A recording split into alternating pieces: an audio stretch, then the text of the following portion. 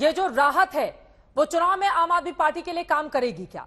ये सवाल इसलिए है क्योंकि राजधानी दिल्ली की पूरी सातों सीटों का अगर विश्लेषण करें 14 और 2019 का, हमने देखा है 5 सीटों पर 2019 में 50% से ज्यादा vote share Bharatiya Janata party को अकेले मिले थे।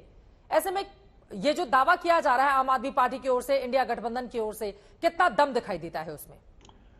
चित्रा जी, जब आपकी डिबेट शुरू हुई थी तो 15 मिनट तक मैं सोच के चुपचाप बैठा हुआ था कि आज भारतीय जनता पार्टी का स्नेह मुझे नहीं मिलेगा, लेकिन 14वें मिनट पर प्रेम शुक्ला जी ने अपना स्नेह मेरे पर बरपा दिया बिना किसी कारण के। अब यह स्नेह है, उनका प्रेम है, मेरे दोस्त हैं, तो मैं उनका बहुत आभार प्रकट करता हूं कि उन्होंने मुझ पर इतना स्नेह बरपाया। देखिए, 3 चीजें। पहली बात, जो अभी आपने, मैं तो सिर्फ आपसे ज्ञानार्जन करने की दृष्टि से प्रश्न कर रहा हूं। महोदय, एक करके अपनी बात, मैं आपके स्नेह का प्रार्थी हूँ। ठीक है आशुतोष जी, आगे बढ़ जाते हैं, फिर स्नेह और इसी प्यार मोहब्बत में हमारा समय खत्म हो जाएगा। प्लीज आशुतोष जी, मुद्दे पर। ये जो चार्जशीट दाखिल की गई है, ये दरअसल ये दर्शाता है कि सरकार के ऊपर सुप्रीम कोर्ट का फैसला कितने गहरे चोट करके गया हुआ। टाइमिंग आप देखिए, जिस घड़ी पे सुप्रीम कोर्ट ने अरविंद केजरीवाल को इंटरिम राहत दी है, उसी दिन ईडी ने उनके खिलाफ सप्लीमेंट्री चार्जशीट राउज एवेन्यू में दाखिल की है। इसका मतलब बहुत स्पष्ट है कि सरकार इस फैसले को बिल्कुल बर्दाश्त नहीं कर पा रही है, इसको जज्ब नहीं कर पा रही है, उसको समझ में नहीं आ रहा कि सुप्रीम कोर्ट से क्या फैसला आएगा। पहली बात।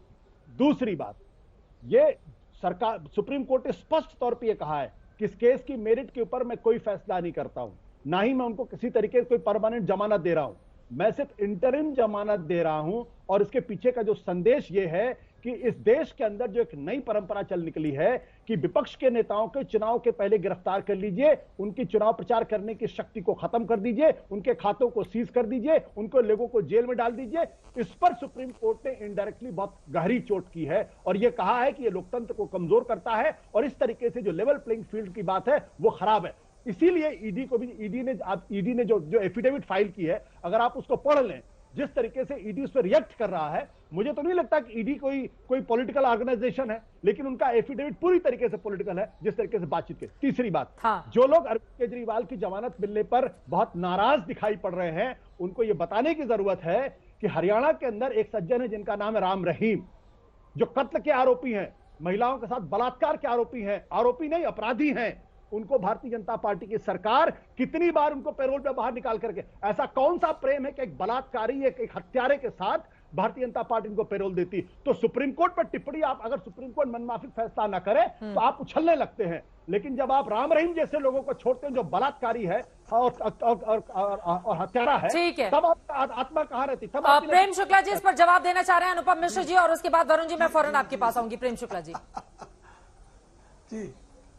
आशुतोष जी, यही मैं कह रहा था कि सजा याफ्ता को जो राहत दी जाती है वो राहत दी गई अरविंद केजरीवाल को। अच्छा कि आपने मान लिया, बलात्कारी के समान मानते हैं आप इस भ्रष्टाचारी को। धन्यवाद आशुतोष जी, आपने जो है सजा याफ्ता एक व्यक्ति का नाम लिया, राम रहीम का, और आपने कहा बलात्कारी की तरह भ्रष्टाचारी भी सजा याफ्ता की श्रेणी में आता। धन्यवाद, आपने स्वीकारा, यही मैं कह रहा था। ठीक है, अब जरा एक बार फिर से लौटते हैं उस मुद्दे पर।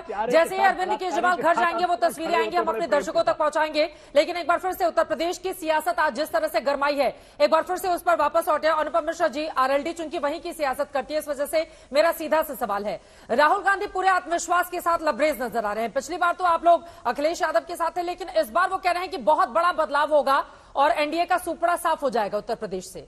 अनुपम मिश्रा जी। राहुल जी जो कह रहे हैं उसको बहुत गंभीरता से लेने की जरूरत नहीं है कि जो आदमी भरी पब्लिक में अपने कार्यक्रमों में कहता हो कि डरो मत, वो अमेठी से डर के वायनाड भाग जाते हो, दोबारा अमेठी से डर करके वो रायबरेली भाग जाते हो। इसलिए मैं उनकी बात को ना हम लोग गंभीरता से लेते हैं ना जनता ले रही है।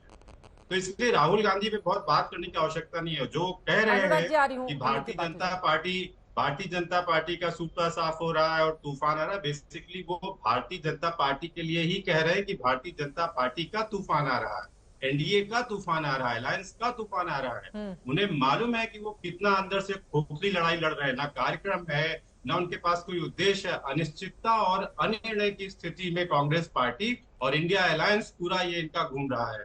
तो ये क्या बात करेंगे कि कौन सत्ता में आ रहा है, इन्हें तो अपना नहीं पता है। जो बैठ के अपने प्रत्याशी न फाइनल कर पाते हो, जो अपने हेलीकॉप्टर और चार्टर्ड प्लेन से प्रत्याशियों के टिकट भेजते हो, उनकी हम बात क्या करें। हिंदुस्तान की आवाम तो पूरा जानती है इनके काले चिट्ठे। इन लोगों ने जो विगत वर्षों में जितनी संविधान से छेड़छाड़ की, जितनी बार इन्होंने संविधान की आत्मा को मारने की कोशिश की, वो पूरे देश ने देखा है। यही कारण था कि सर्वोच्च न्यायालय को एक दिन बताना पड़ा कि संविधान का आधारभूत ढांचा क्या है, संविधान की आत्मा क्या है। तो ऐसे लोगों की हम बात करके उन पे हम अनावश्यक समय नहीं देना चाहते।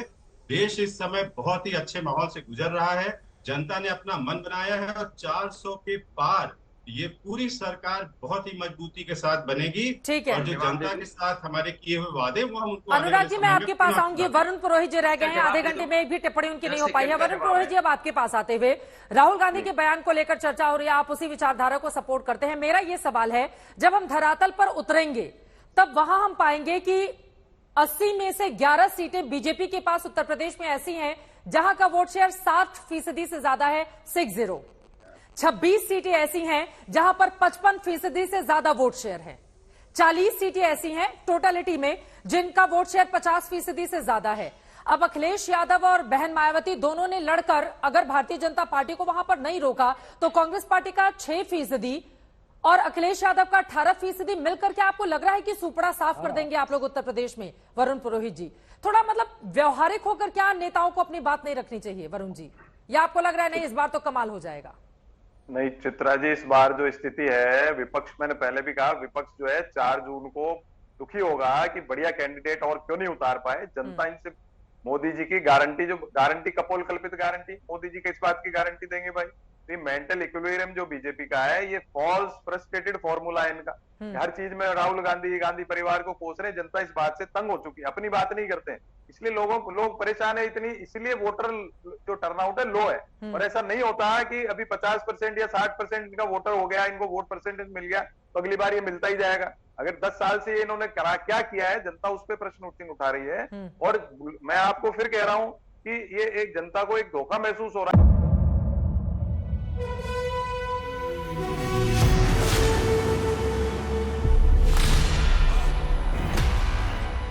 मुद्दों का मैदान, जिम्मेदारी लेंगे, तर्कों पर घमासान। क्या बताना चाहते हैं इस देश को? किससे किसकी ठनी, न्याय की नीति नहीं बनती है, किसने दी किसे पटखनी, क्या सच है जिसको छिपाने की कोशिश। खबरों की दुनिया का सबसे बड़ा अखाड़ा दंगल देखे मेरे यानी चित्रा त्रिपाठी के साथ रोज शाम 5 बजे सिर्फ आज तक पर। ना पक्ष ना विपक्ष, ना लेफ्ट ना राइट, ना मिर्च ना मसाला, खबरों का बोलबाला, निडर निर्भीक सबसे सटीक स्पेशल रिपोर्ट सिर्फ आज तक पर। एयर रेड के ये सायरन समय समय पर आपको सुनाई देते। शौर्य की, भारत और चीन के बीच साहस की, सभी बाढ़ग्रस्त इलाकों का हवाई सर्वेक्षण किया है। सरोकार की, गाजीपुर में किसान से बातचीत करें। संघर्ष की, कश्मीर को आगे बढ़ना होगा। संयम की, भावनाएं भड़की या दंगे भड़काए गए, सवालों की, जनता के लिए, जनता के द्वारा, जनता की दस्तक। श्वेता सिंह के साथ सिर्फ आज तक पर।